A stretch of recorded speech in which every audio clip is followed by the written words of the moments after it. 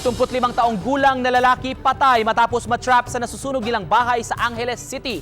Problema sa linya ng kuryente iniimbestigahan na sanhi ng sunog. Naka-alerto si CJ Torida ng GMA Regional TV 1 North Central Luzon.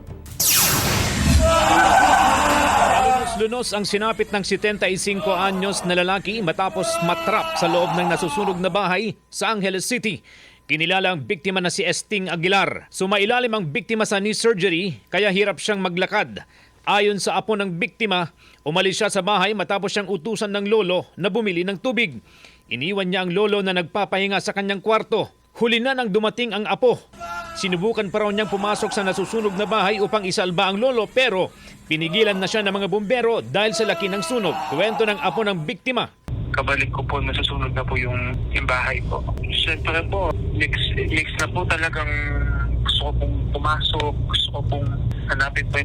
Ako po kasi yung kasama po ni Lolo sa bahay kasi po nung dahil abroad din po yung mga anak po ni Lolo.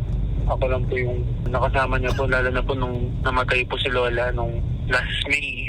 Sa inisyal na investigasyon ng mga otoridad, posibleng nagkaroon ng overloading sa kuryente na naging sanhi ng sunog. More than 30 years na yung bahay, ma'am. Kaya yung trusses niya, kahoy.